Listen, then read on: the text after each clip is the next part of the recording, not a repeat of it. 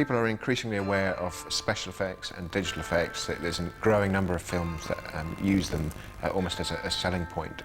I doubt that people are aware of quite how much work and time is involved in creating some of those. I'm a visual effects designer at the Computer Film Company. Visual effects or digital effects are dealing with manipulating images using a computer. Half of it will be changing the colour of something, maybe that's simple, or yes, removing an object or a figure from a scene.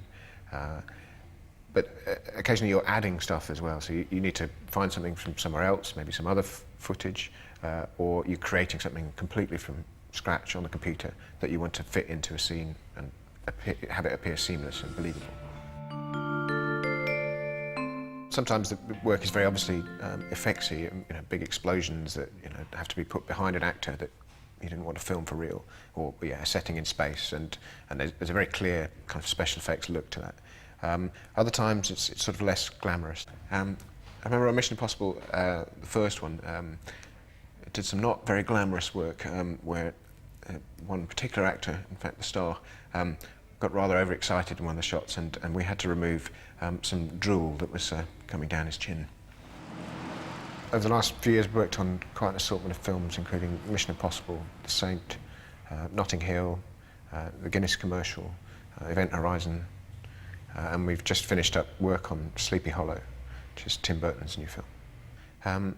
On the Notting Hill film, there's a sequence, quite a key sequence in the middle of the film, where the director wanted to sort of talk about the passing of time. So they came up with this idea to have the Hugh Grant character walking through Portobello Market over the space of 9 months, so that we see the scenes gradually changing. It would have been feasible to shoot that, or try to shoot that as one single continuous take, although it's around 2 minutes, and it would be very complicated to set up the sort of snow machines and rain machines and leaves. To have that all coordinated and all the extras is a lot of work. So it was simpler, and the way it was done was to shoot it in fact 4 different sections, which can then be taken into the computer later, and we sort of stitch them together so that it appears as one seamless shot.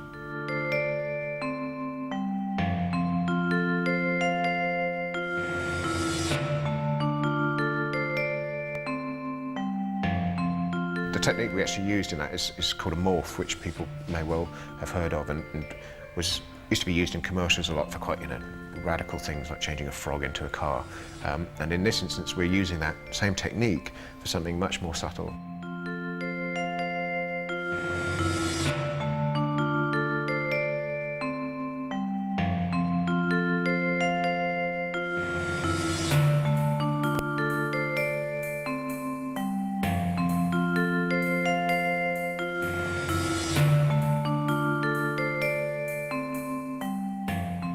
This is the first transition that we had to do in the Notting Hill seasonal walk, and we have the end of the first take, which is where he sort of walks past this white van and nods to a character walking past, and then the start of the second take is it's been shot to sort of match that as closely as possible.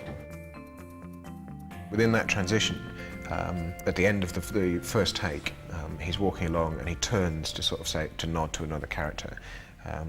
And then at the start of the second take, we get him to mimic that action, so he walks along, turns, and then walks forward. And the first thing we have to do in the computer is to sort of manually or automatically, where possible, track his kind of walk and movement and try to fit him together so that as 2 figures they're moving together. The morph is sort of a way of taking one object, or the shape of one object, and gradually deforming it and twisting it into the shape of another, and at the same time mixing between them, like a dissolve between the 2 things. And if it's done well, it really feels like this shape or object or character is transforming.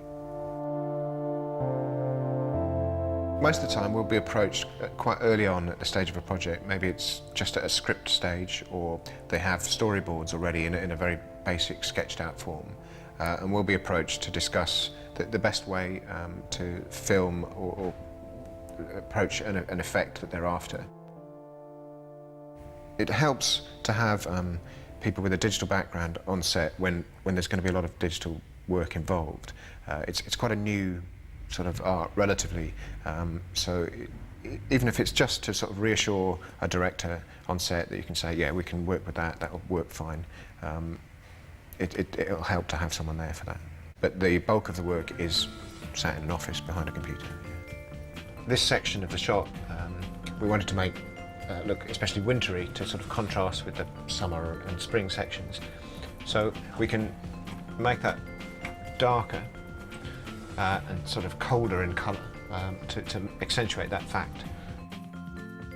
The main things we were doing on that shot were to accentuate the weather changes, so that there are sections where, as it goes into autumn, we've added extra rain and leaves blow past on camera, and through the winter section there's been extra snow has been added in.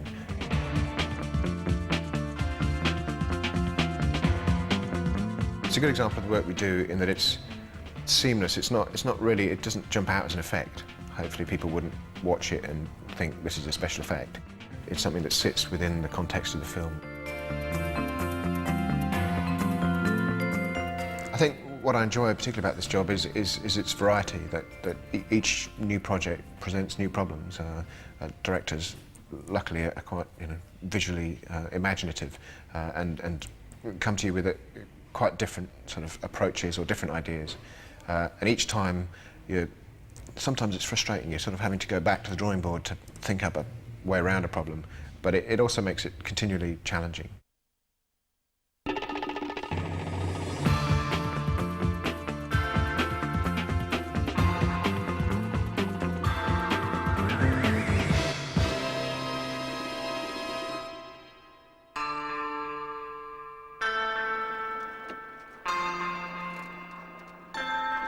Every film, every TV show, even commercials, they've got vehicles in them.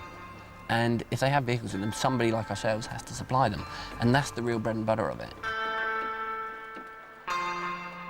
Our company supplies vehicles and associated services to film and TV, which would include the vehicles themselves, mechanical backup, the people to look after the vehicles on the set, logistics, we can transport all the vehicles around, and stunt preparation, those sort of things. So anything to do with the vehicles, we can deal with. We actually probably own less than 5% of the vehicles that we provide. We're essentially an agency.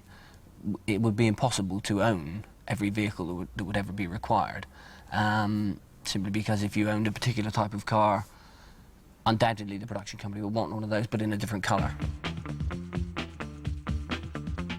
When we're asked for a particular type of car, when we need to source a particular type of car, we would start with our own database, which has thousands of vehicles on it that are either owned privately or parts of collections.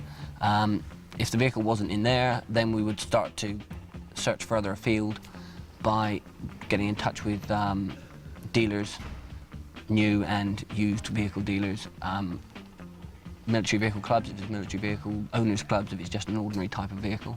And just keep searching until you come up with the car you want.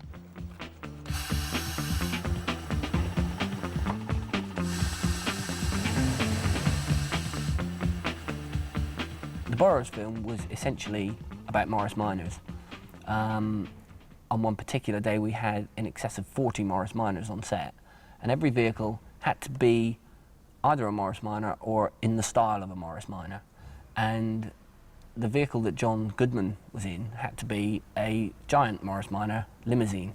So we made that vehicle. We based it on a Morris Oxford, which in the particular year of the vehicle we used looks very much like a Morris Minor, but just a slightly bigger version. And then we extended it, just like a limousine, put extra windows in it, lengthened it by another 3 feet. And it worked very well.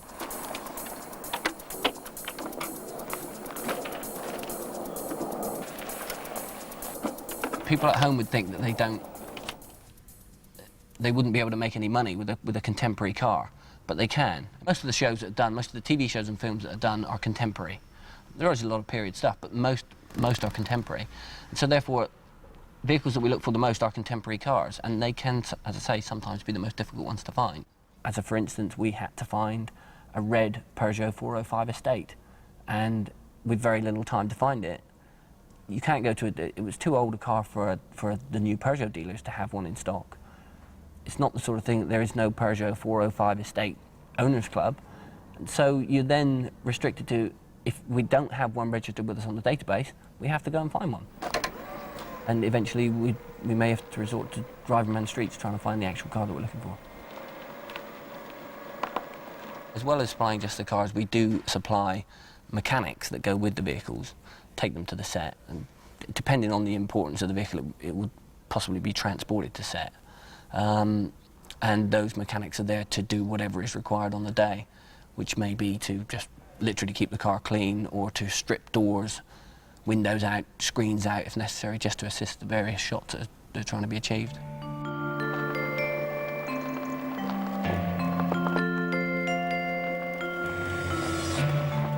Obviously, with a camera on the door, a camera on the bonnet, you can't drive the vehicle. It would be illegal. So you then have the vehicle either towed by an A-frame with a camera car in front of it, or you put it on a low loader, which is a specialised piece of equipment that exists. We have one ourselves that enables the car to ride at just slightly more than an inch off the ground, but actually be on a trailer. So the actor doesn't have to worry about driving at all, just worries about his lines, and the vehicle looks, to all intents and purposes, from the angle of the shot, as if it's running along the road.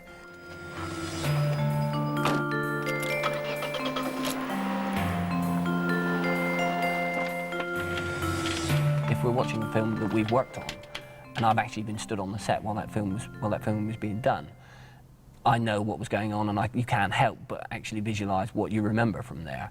But certainly with all other films, I'm completely taken in as much as anybody else is, and I don't really think, that shot was done on a low loader, or that shot was done in such and such a way. On the Spice Girls film, we supplied all the vehicles, including the Spice Bus, which generated a great deal of interest. It started off as just an ordinary double-decker bus. We bought it and we stripped it completely inside. It was painted with the Union Jack on the outside, and all the windows were actually blanked off. And then the entrance point was changed for the actual set that was supposed to be the interior of the bus, which obviously was a bit TARDIS-like in the film because it was enormous. So you went inside the bus, you went through this doorway, and then you're onto the set. So the rest of the bus was in fact just completely empty.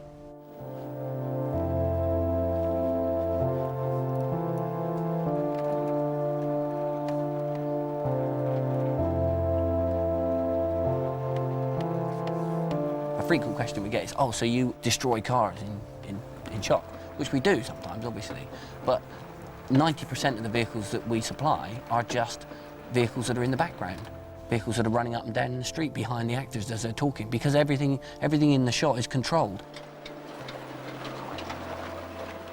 The best thing about the job is the variation, and on certain jobs you get to travel. But other than that, it's stressful. Very long hours, but yeah, I enjoy it. I've been doing it for years, so I must do.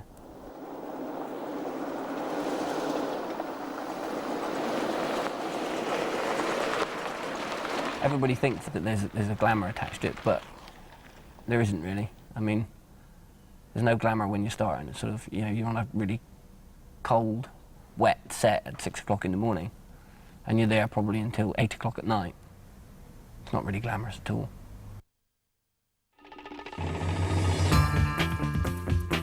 Tackling the toughest room in the house to keep